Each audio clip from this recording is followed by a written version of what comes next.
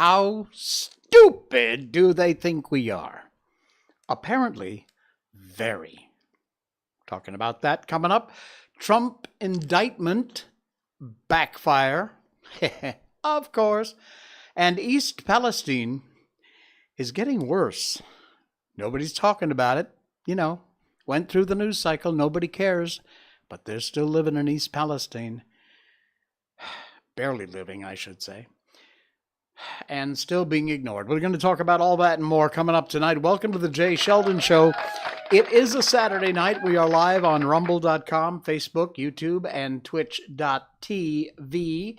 And looking forward to hearing from y'all. Don't forget to follow. There's a little button right over here that says follow. Click that. It's free, costs you nothing, helps the show out tremendously. Thank you so much for those of you who have done that and who are about to do that. Just run right over there. Click. Follow button. And you're good to go. All right. We got all that and more coming up. And right now we got all that Miko and more coming up. It's an update on our favorite furry little friend, Miko. She is our 3-year-old Shiba Inu. And she's doing great. She had a bath today, which was not her favorite time of the day. This was when we were blowing her dry and brushing her out on the table. So she had her, wait, get rid of the notifications. I don't need to see those. So, yeah, she's distracted. There's a big patio window that looks out from our dining room table there. So that's a good distraction for her while we're while we're giving her bath. And eventually she did finally give me a good pose. So there you go. Anyway, tomorrow's going to be a big day for Miko because we are going to this big pet expo thing, but she's entered in a dog show. It's just a fun thing. It's not an official thing. But because she's a purebred Shiba Inu, so they're having this, the Malaysian Kennel Association, it's like the American Kennel Club or something like that, but it's the Malaysian version. Anyway, we got entered, and so I'm going to be walking around the ring apparently tomorrow with Miko, and she's going to get judged. Yes, she will be judged. And we will have that. I'll let you know on Monday how she did tomorrow. So yeah, wish her luck. Good luck to Miko heading out there to the big dog show tomorrow. And she has no idea what's going on. The only pain I think in the butt with this is going to be that she's used to walking with a what do you call them? The whole harness thing. That's what we use because she's an escape artist. And she's got to be on a collar when we take her around the ring in the dog show. She's not used to collars. She's hardly ever worn one. So we'll see if that becomes some fun or not. The Miko update is brought to you by a bad gateway. What? I've been getting this all night, by the way. I almost didn't wind up live on Rumble because they had all kinds of problems over there. I don't know whether they're under another DOS attack or what's going on. But yeah, it's been a nightmare. But my internet service usually is pretty good. I don't usually get too many problems. But for some reason, it just, man, I hope this doesn't keep going all night. Oh, we're in for a very short show. Anyway, barkbox.com/Miko, that is the link. You can go there and check out all the great offers they have, which includes our special offer, which is a free month if you sign up for a multi-month subscription. You can get 1 month, but you can also get 6 or 12. And if you do that, you'll get an extra month for free. And Barkbox is a service delivered right to your door. It's a themed box full of goodies for your dog. They've got 2 toys, 2 bags of treats, and a dog chew. Every month comes to your door. And you just sign up, use our link, barkbox.com/Miko. You'll get that extra month for free. And satisfaction is guaranteed. If you're ever not happy with anything at Barkbox, they'll make it right. You get a hold of customer service, and it's just that easy. And by the way, in our show notes tonight, under the link says barkbox.com/Miko, you'll see another. It's a limited time offer. I think this is going to go away over the weekend. But check it out. You can get a double box instead. If you'd prefer, you use that link in our show notes, and you'll get 4 toys, 4 bags of treats, and 2 chews, a double box. And you can also pick the limited edition SpongeBob Squarepants Barkbox. It's very cool. You got to check it out. All right, so check it out at barkbox.com/Miko. The site's back up and running. That is not the site, by the way. It's my internet. I don't know what's happening with that tonight, but anyway. Thank you to Barkbox. Barkbox.com/Miko is the word. All right. I don't really have this. You can find it posted everywhere and anywhere. You don't really need to. I don't need to show it to you. But there's been reports around that President Trump may wind up getting indicted next week.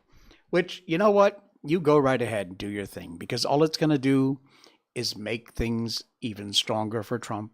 It's going to make those of us who support President Trump support him even more. You idiots think you're going to destroy this man. He's fought bigger people than you before and won, and he will do that again. So anyway, it's a non-story. They're just doing all they can to try and distract you.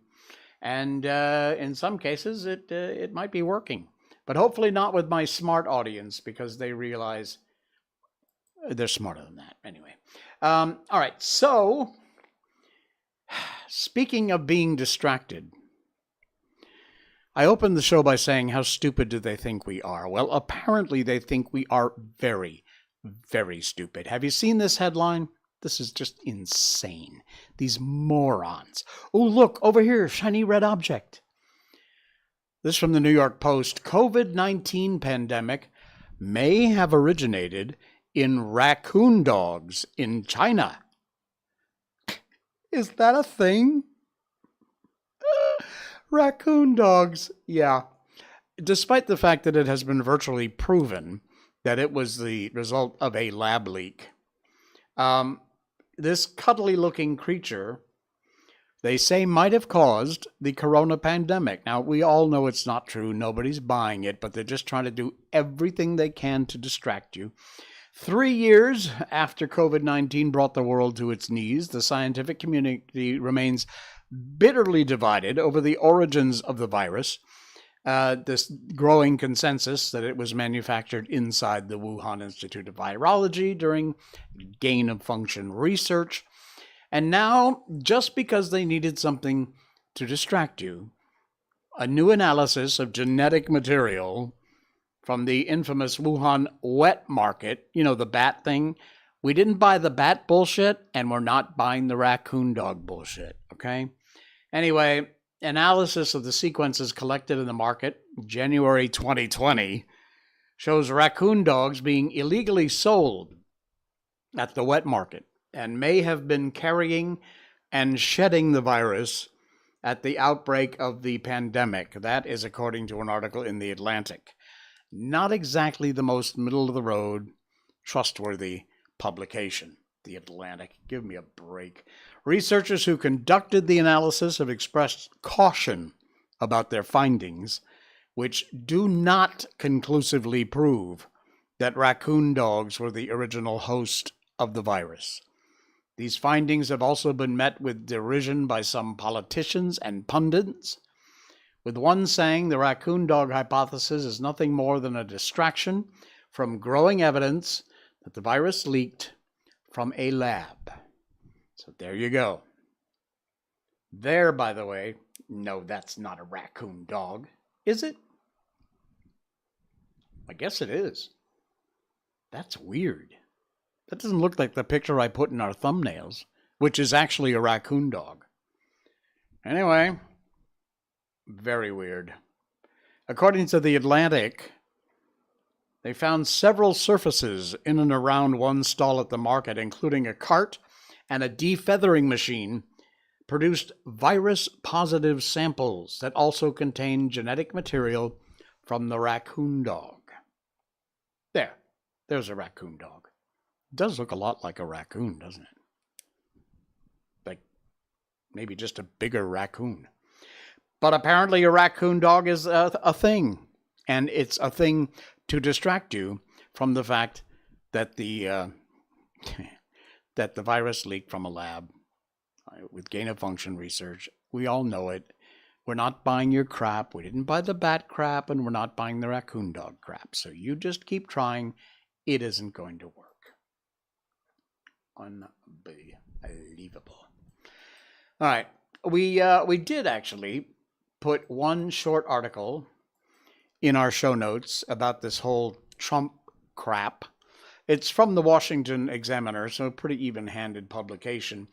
Because if indeed these idiots go ahead with this indictment of President Trump, you can imagine the Secret Service is going to have a nightmare dealing with this. You know, all they want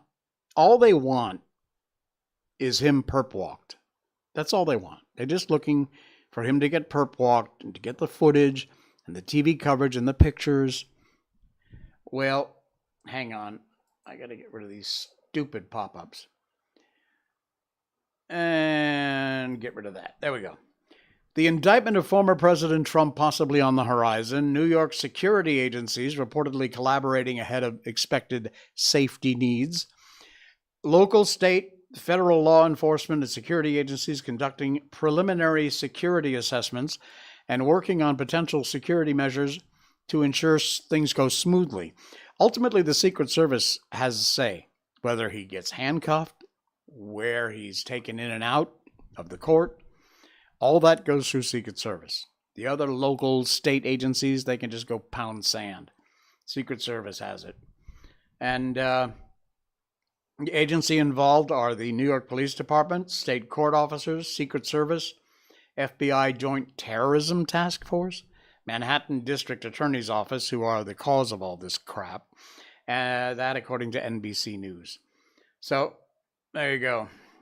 Anyway, it's likely going to happen because these idiots will do anything. What they don't understand is that it isn't going to have the effect you hope and think it's going to have. It is simply going to cement up those of us who support President Trump even more. Think I'm kidding? Just wait. Just wait and watch. Mark the date, 18th March, 2023. Jay told you. All right, what else we got going on here? Oh, yeah. Remember East Palestine?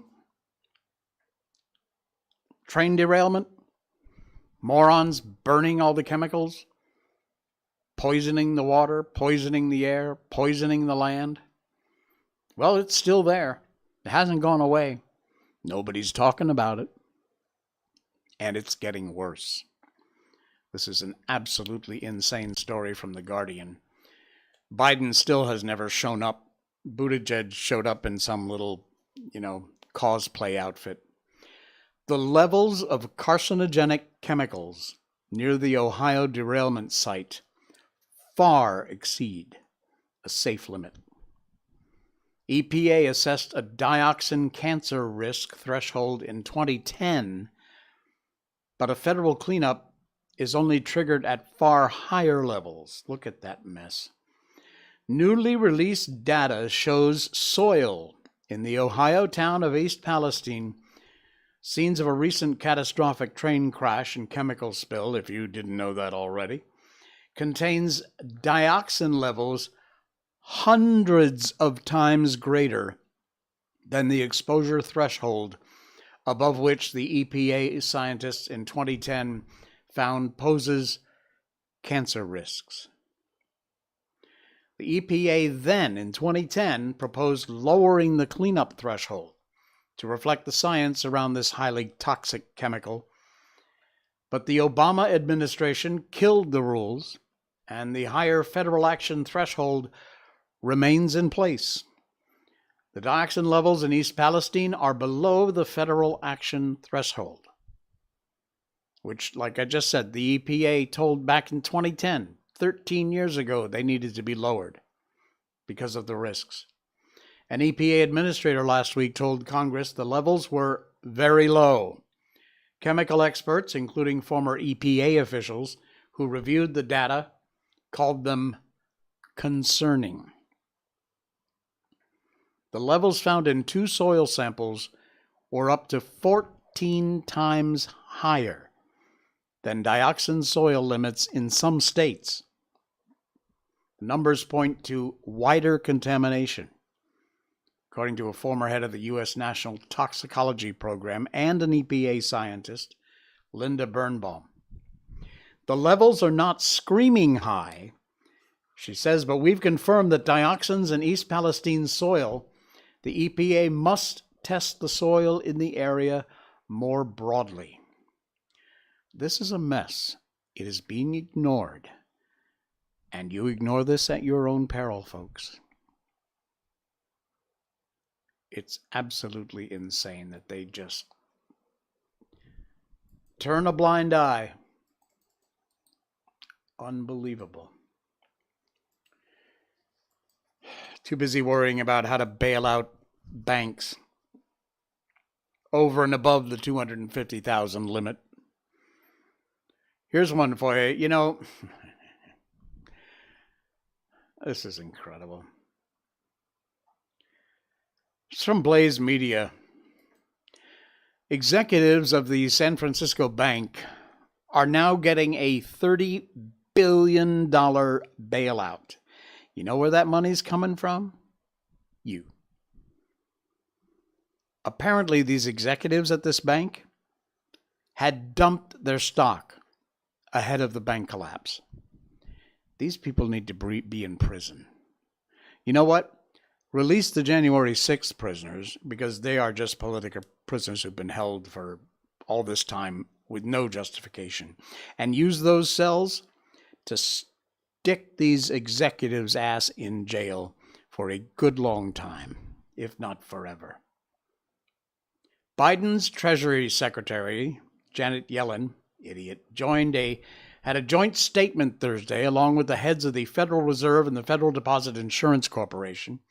They announced that 11 big banks would deposit roughly $30 billion into First Republic Bank to stabilize its balance sheet after its stock cratered last week. This bailout, which has been blessed by the morons at the Biden administration, is intended to bolster depositors' confidence. A new report has revealed that First Republic's own executives haven't done much in recent weeks to inspire diffidence. The Wall Street Journal reported the top executives of the San Francisco bank dumped millions of dollars of company stock ahead of this bank crashing last week. Presently unclear if First Republic execs did so suspecting possible trouble on the horizon. Yeah, right. Nevertheless, they sold off and donated a bulk of stock when share prices were over $100. This week, stock price $19.80. $19.80. They want to run on the banks. They want you to go try and take all your money out of the banks. You know why? So they can push a digital currency on you. It's the only reason why. They are trying everything they can imagine to get you to think you need a digital currency. It's frightening. I posted the next link in our show notes, by the way, is a tweet from Lieutenant General Mike Flynn. If you don't follow Mike Flynn on Twitter, you really need to. This is the tweet from General Flynn. This is not Democrats versus Republicans or American liberals versus American conservatives. We are facing World War III. And the war, it's a war of narratives. Fifth generation warfare for now. Between the globalists and the anti-globalists.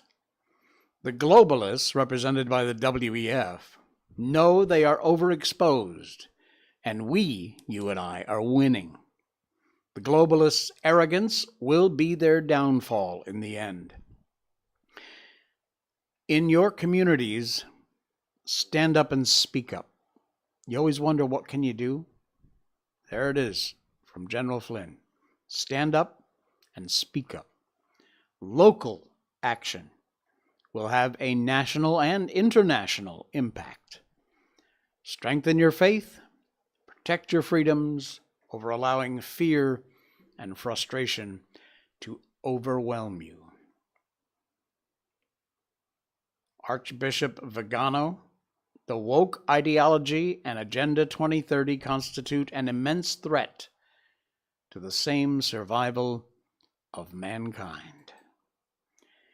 Indeed they do. Don't give up, stand up, speak up every chance you get. Talking to your neighbor, bring it up. Tell them about the way it really is. Go to whatever local boards, city councils.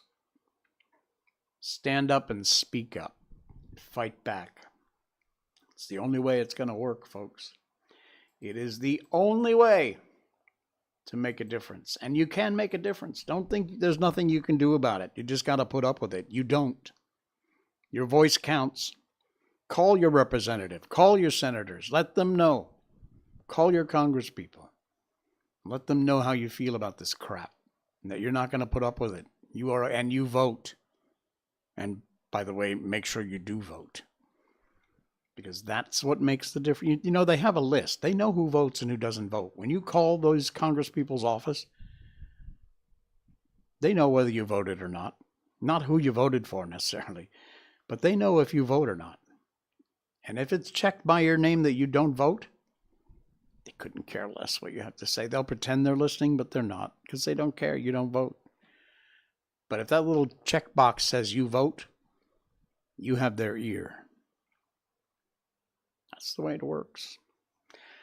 Not the best bit of news, but that's the way it works. All right. I got one more thing for you. I always end with some sort of a good news story before we go on to read our book. This isn't really good news, but it's kind of helpful news. And I thought, yeah, because, well, here in Malaysia, we use aircon all the time because it's always hot. In the U.S., not so much. And it's mid-March, so spring's around the corner. In another month or two, you're going to want to think about getting that aircon dusted off, serviced, get it back in.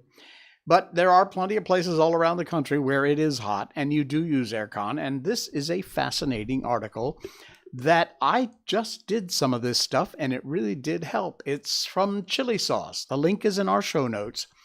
And it's 5 mistakes that will make your aircon bill super expensive, according to an expert. Now, this is branded content, so you have to take it kind of with a little grain of salt, but these things are absolutely true. That, by the way, is what our electric bill looks like here in Malaysia. Although now we have these smart meters, so eventually there won't be any paper at all. And this from Chili Sauce, just like you on date nights, Malaysia is hot as heck. Thankfully, aircon exists. We can get some refuge from the equatorial heat. But no matter how cold your aircon is, you're still going to sweat when you get the bill. Our friends at Coway, and again, this is a company that sells aircons, among other things, but they sponsored this article. Nevertheless, it is still full of some really good information about how you can save money. We spoke to Aji Bang, an aircon expert, Malaysia's most popular aircon TikToker. 14 years he's been dealing with aircons of every shape and form, choosing an aircon with lower horsepower. We think the lower horsepower, the less electricity. Not necessarily. In fact, quite the opposite is true. A less underpowered aircon unit will have to work harder if you have a bigger room that you're trying to cool and drive up your bill. So keep that in mind. Use a 1 horsepower for a large area.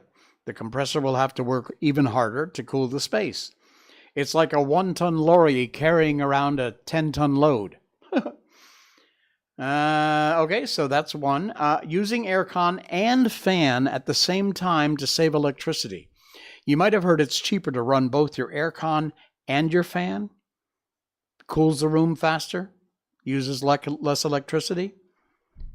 It is true, but it's not as simple as just turning on the fan. And the reason for that is physics. According to Aji Bang, the fan will interfere with the air circulation of your aircon, blowing warm air up, because again, physics, hot air rises, cool air sinks. And if that fan blows the warmer air down on your floor up to the aircon, the temperature sensor will think your room isn't yet cold enough and it won't turn off. You see where I'm going with this? So it's not necessarily the best thing to run that fan and your aircon. And there's a chart here. This article's in our show notes. You should read it. Get all the details. An inverter in a non-sealed room. A sealed room is any room without any way for outside air to get in, like an open window or a door. And yes, an inverter aircon is more energy efficient compared to a non-inverter one. But unlike its non-inverter counterpart, stay with me, an inverter aircon is like a car's gearbox.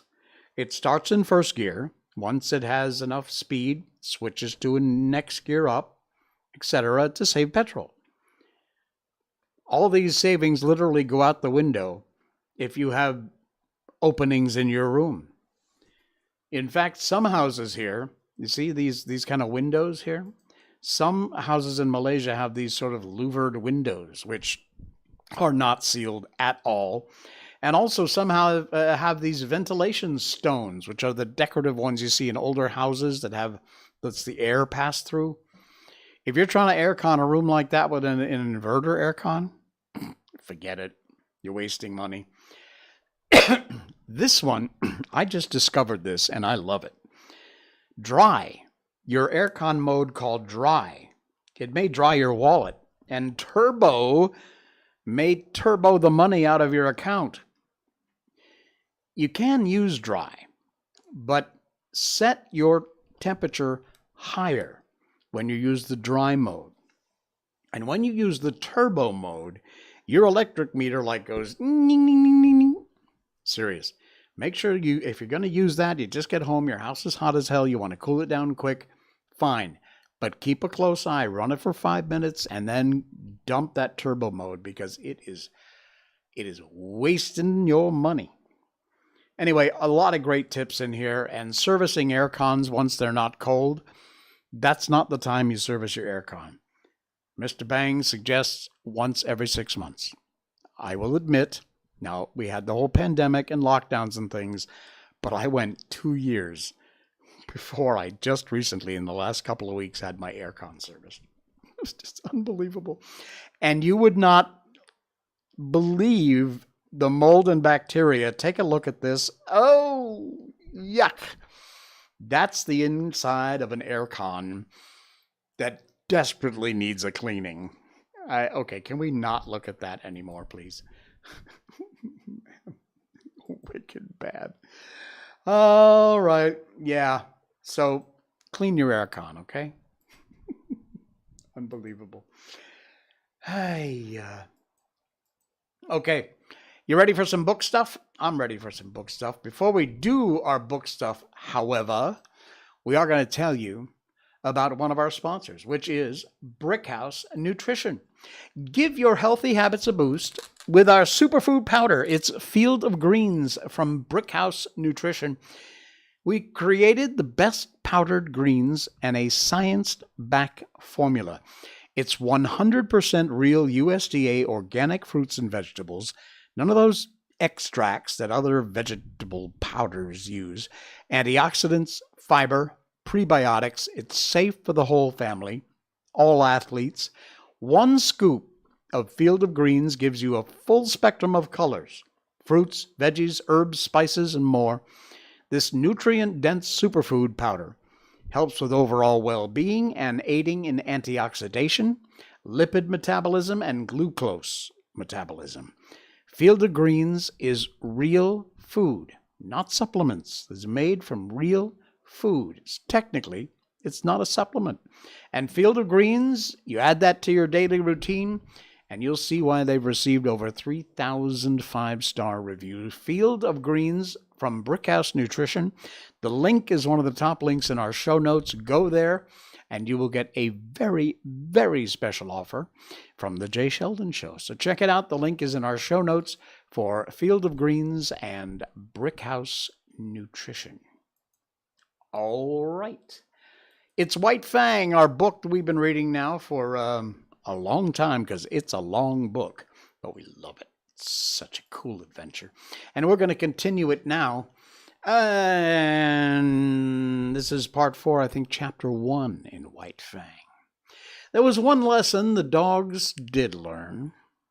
That was to keep together. White Fang was too terrible for any of them to face single-handed. They met him with his mass formation, otherwise he would have killed them one by one in a night. As it was, he never had a chance to kill them. He might roll a dog off its feet, but the pack would be upon him before he could follow up and deliver the deadly throat strike. At the first hint of conflict, the whole team drew together, faced him. The dogs had quarrels among themselves, but these were forgotten when trouble was brewing with White Fang. On the other hand, try as they would, they could not kill White Fang. He was too quick for them, too formidable, too wise. He avoided tight places, always backed out of it when they bade fair to surround him. While, as for getting him off his feet, there was no dog among them capable of doing that trick. His feet clung to the earth with the same tenacity that he clung to life. For that matter, life and footing were synonymous in this unending warfare with the pack, and none knew it better than White Fang.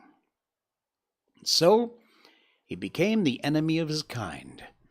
Domesticated wolves that were softened by the fires of man, weakened in the sheltering shadow of man's strength. White Fang was bitter and implacable. The clay of him was so molded. He declared a vendetta against all dogs.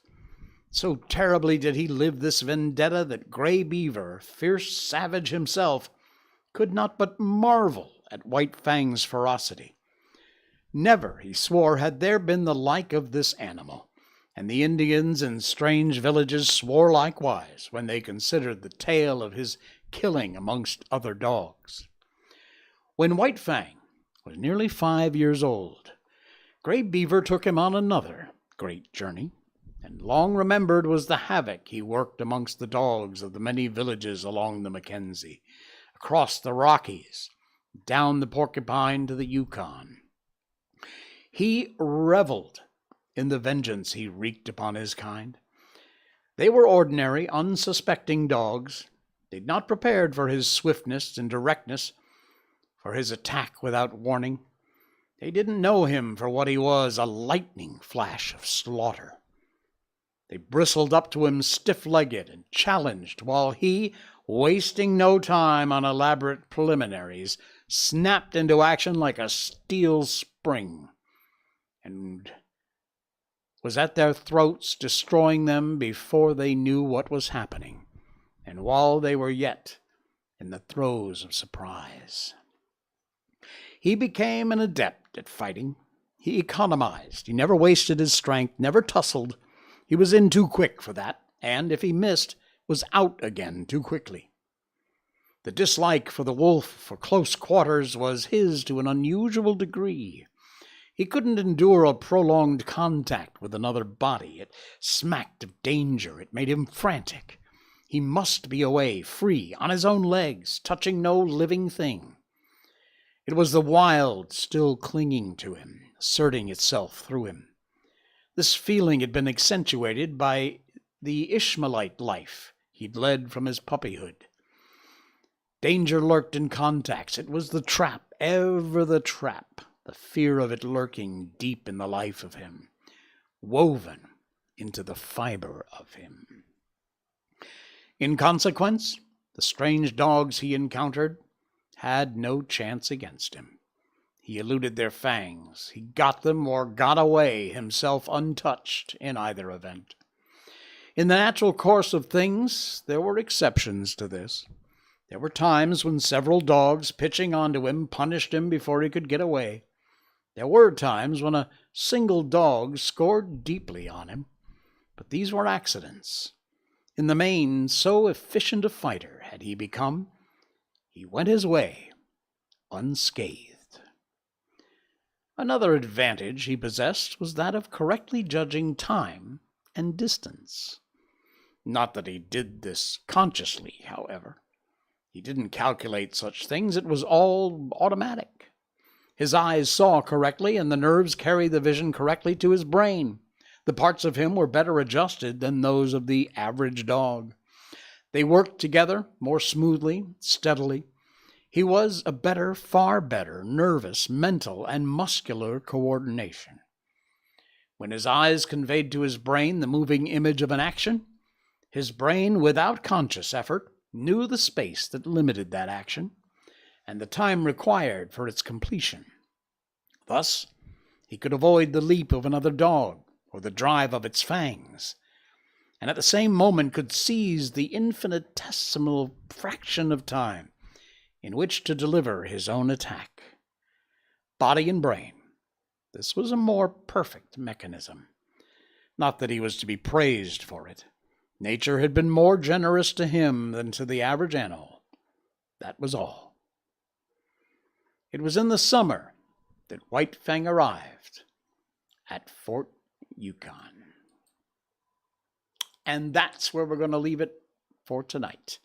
We'll find out what happens in Fort Yukon coming up in our next stream on Monday night. And I will, of course, let you know what happens with Miko's dog show adventure tomorrow. I'm sure we'll have video and pictures galore. So check it out and follow along. That's going to do it for us tonight. Thanks so much, everybody, for popping by. I will see you again on Monday night.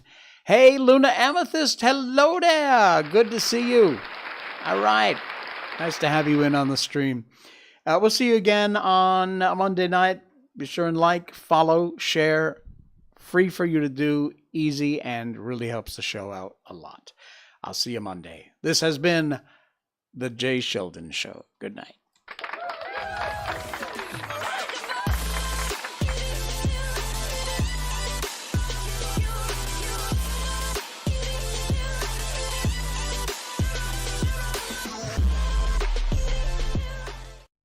Snort.